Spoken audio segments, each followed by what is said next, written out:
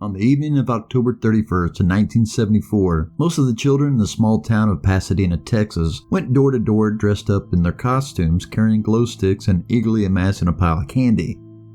Among these children was 8-year-old Timothy O'Bryan. The energetic third grader residing in nearby Deer Park, Texas, was all set to head out on a Halloween adventure with his younger sister and a group of friends.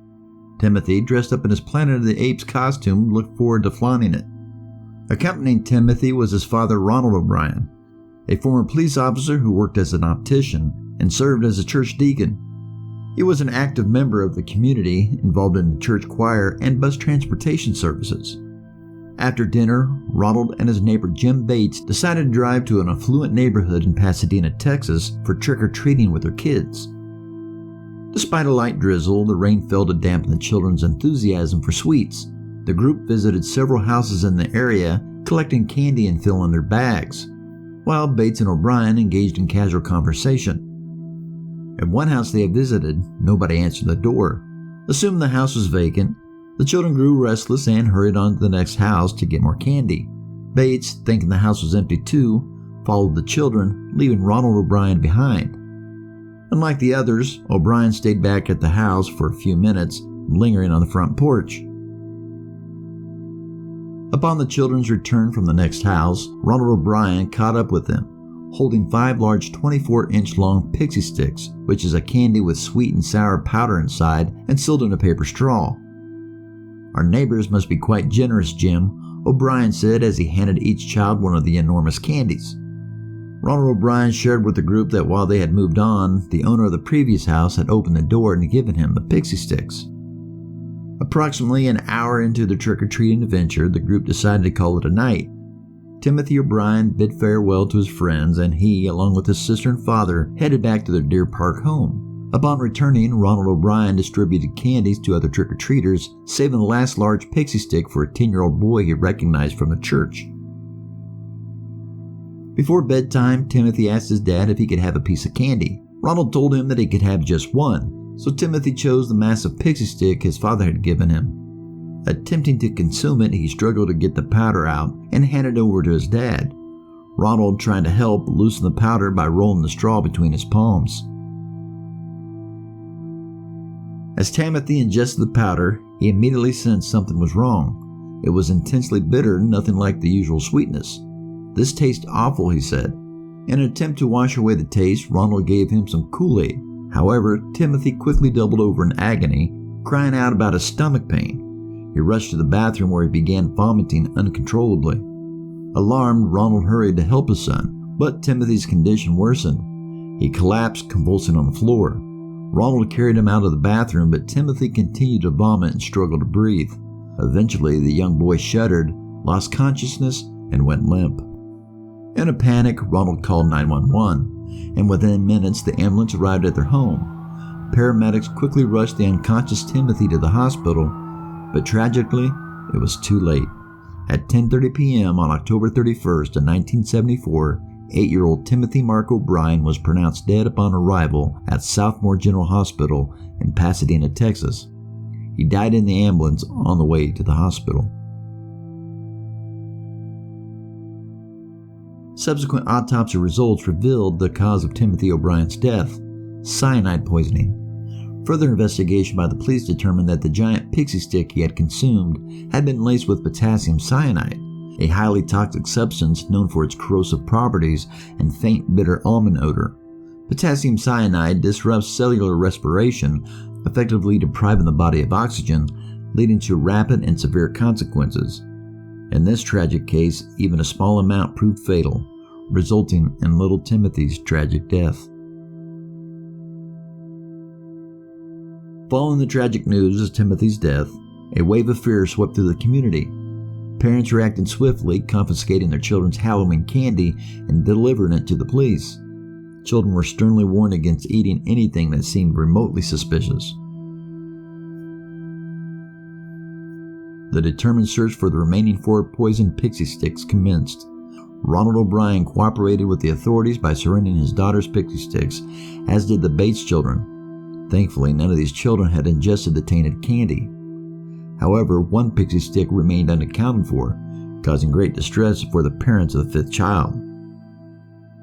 Their anxiety escalated when they couldn't find the pixie stick in their son's trick-or-treat bag, leading them to fear the worst. In an incredible stroke of luck, the parents discovered the son peacefully asleep in his bed, tightly gripping the oversized candy straw. The 10-year-old boy had attempted to eat the candy, but failed to tear it open due to the large staple holding it shut, eventually succumbing to exhaustion and drifting off to sleep. The boy had narrowly escaped a fatal fate. Subsequent investigation by the police revealed that the pixie stick contained enough potassium cyanide to kill 4 adults, underscoring the gravity of the situation. In the aftermath of Timothy O'Bryan's tragic death, the police immediately interviewed Ronald O'Bryan, considering he was the one that had distributed the fatal pixie sticks to the children. Despite the deep distress over the loss of his son, O'Bryan agreed to cooperate with the investigators.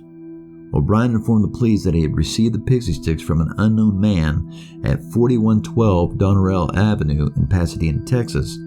He explained that he hadn't seen the man's face, only noted that the person had a hairy arm.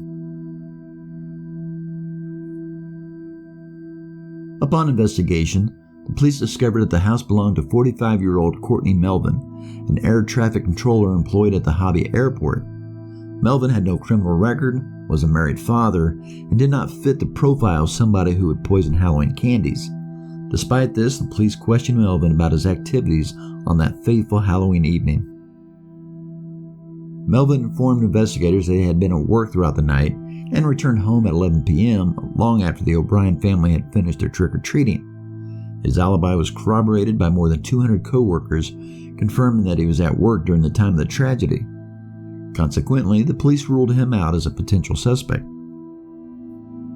However, growing increasingly suspicious, the police decided to re-question Ronald O'Bryan. Although they had not considered him a suspect, inconsistencies in his stories raised concerns.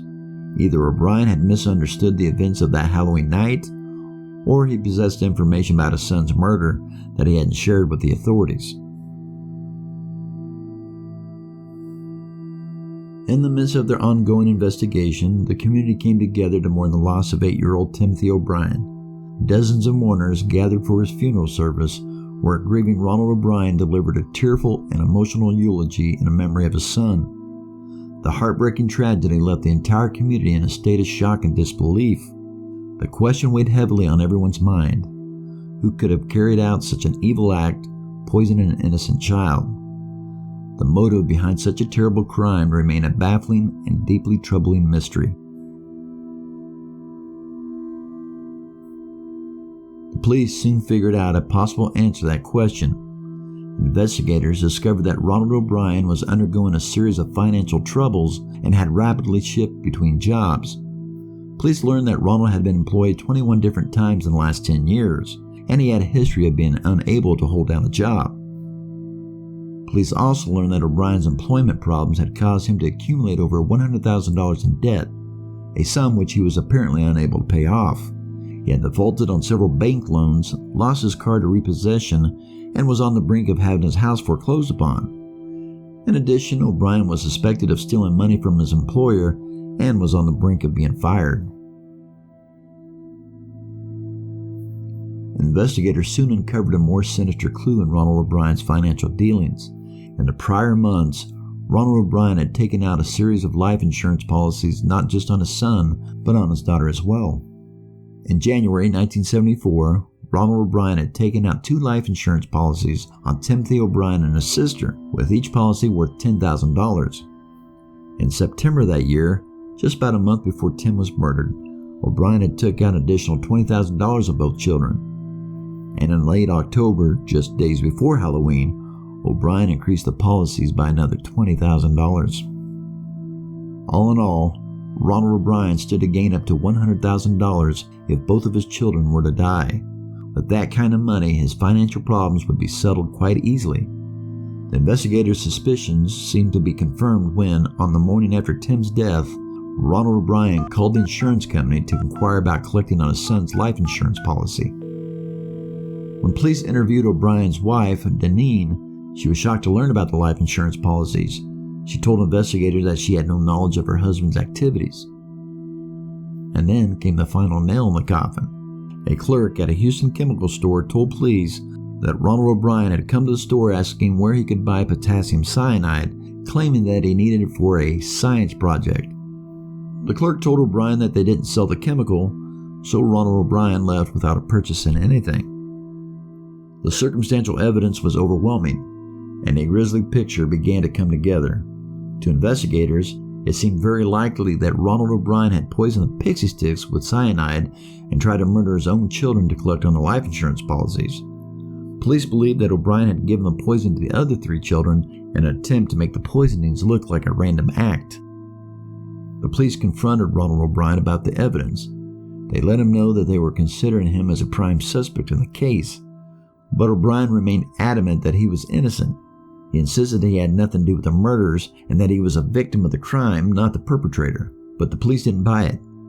On October 5, 1974, just 6 days after the fateful Halloween night, Ronald O'Bryan was arrested and charged with 1 count of capital murder and 4 counts of attempted murder. He pleaded not guilty to all 5 counts and staunchly maintained his innocence. The entire community of Deer Creek was left in shock. O'Bryan didn't fit the profile of a typical killer. He was a deeply religious man, a loving father, and a beloved community figure. How, they asked, could anyone, especially a father, kill his own child? How could anyone be so cruel and heartless?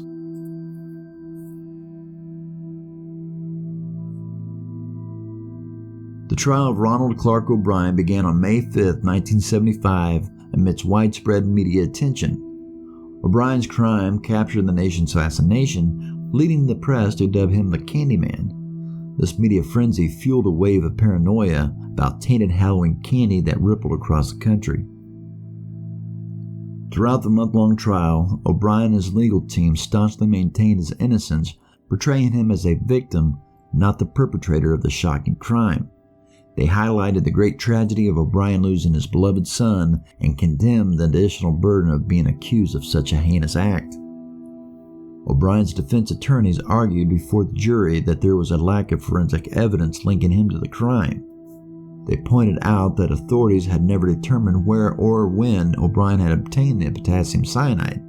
Moreover, no traces of the deadly chemical were found in his home. According to the defense, the existence of substantial reasonable doubt made it unwarranted to solely blame O'Brien. They insisted that other potential suspects must be considered.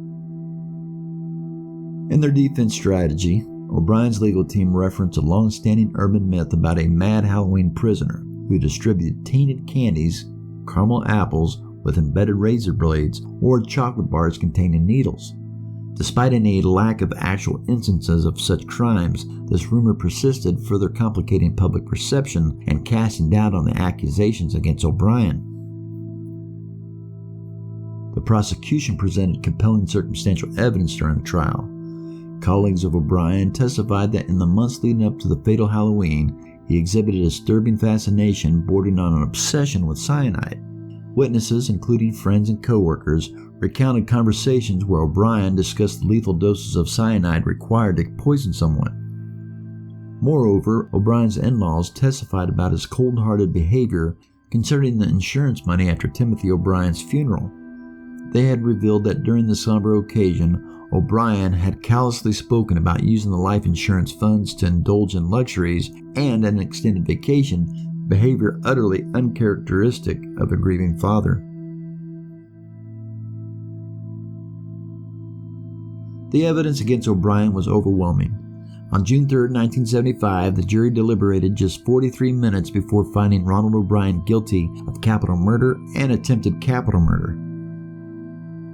The following day, during the penalty phase deliberation, the jury faced a significant decision. As O'Brien was convicted of capital murder, he could either receive a life sentence with the possibility of parole after 40 years or face execution in Texas's electric chair. In the closing arguments of the penalty phase, the prosecutor reminded the jury of O'Brien's intention to kill multiple children. He emphasized O'Brien's heartless disregard for human life, stating, "He ought to be damned for what he did. I don't want you to forget for 1 minute he wanted to take those other kids with him." The prosecutor portrayed O'Brien as a manipulative liar, exploiting everyone around him, including his own family. He highlighted how O'Bryan had sacrificed his own son on the altar of greed, drawing a chilling parallel to the biblical story of Abraham. The prosecutor's closing arguments resonated strongly with the jury. In just 71 minutes on June 5, 1975, they unanimously sentenced Ronald Clark O'Bryan to death. This verdict also marked the unraveling of O'Bryan's family. Following the trial, his wife quickly filed for divorce. She later remarried, and she and her new husband adopted O'Bryan's 6-year-old daughter. Consequently, when Ronald O'Bryan was sent to death row, he found himself utterly isolated, devoid of friends, family, and any support system.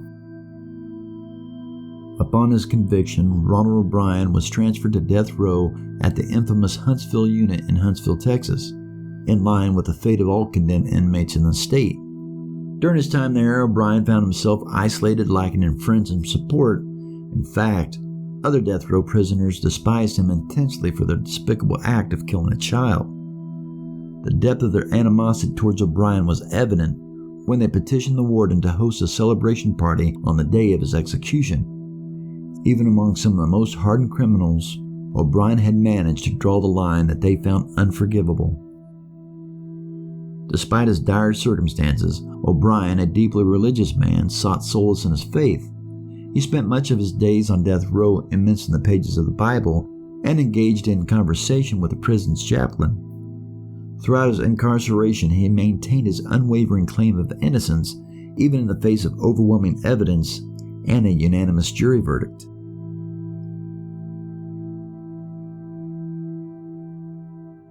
In 1979, Ronald O'Bryan's appeal reached the Texas Supreme Court, which unanimously rejected his appeals and scheduled an execution date for August 8, 1980. However, O'Bryan's attorney successfully obtained a stay of execution to file further appeals. Following further rejections of his appeals, another execution date was set for May 25, 1982. This date, too, was stayed when O'Bryan requested a new trial. However, this request was eventually denied, and a third execution date was scheduled for October 31, 1982, which was the 8th anniversary of O'Bryan's crime, intended to be the first execution by lethal injection in the United States. The overseeing judge, determined to see O'Bryan put to death, even volunteered to personally transport O'Bryan to the execution chamber.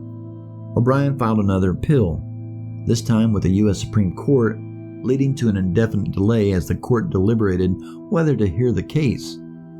Meanwhile, on December 7, 1982, the state of Texas executed convicted murderer Charlie Brooks, marking the first execution in the state since 1964 and the first ever by lethal injection.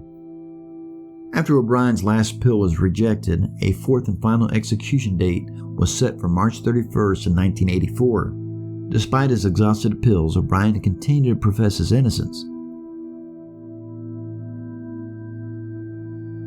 On March 30th, 1984, O'Bryan was moved to the death house in Huntsville, Texas, in anticipation for his execution. While there, he requested a large last meal, including a medium to well-done T-bone steak, French fries, ketchup, corn, sweet peas, a lettuce and tomato salad with French dressing, and eggs, bread rolls, iced tea, saltines, sweetener, and a Boston cream pie.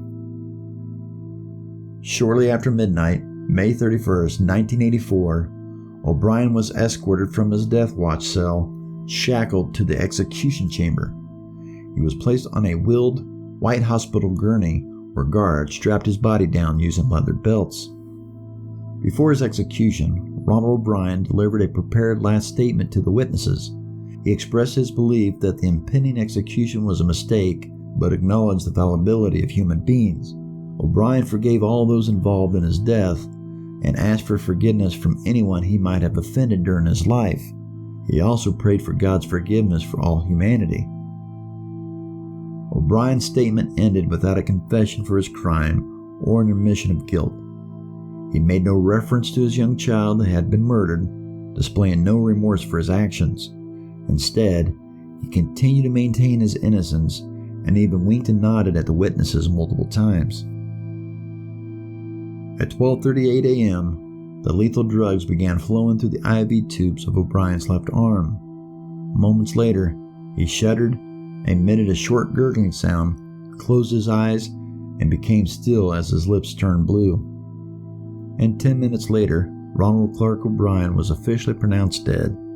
He became the third person to be executed in Texas since the reinstatement of the death penalty in 1976. Outside the prison, about 30 death penalty opponents held a candlelight vigil to protest the execution. However, they were outnumbered nearly 10-1 by a large crowd of around 300 college students who had gathered to celebrate the occasion. These students wore Halloween masks and held signs in support of the execution. Some employees from a local bar even distributed giant pixie sticks to the rally attendees. Upon the official confirmation of Ronald Clark O'Bryan's death, a cheer erupted.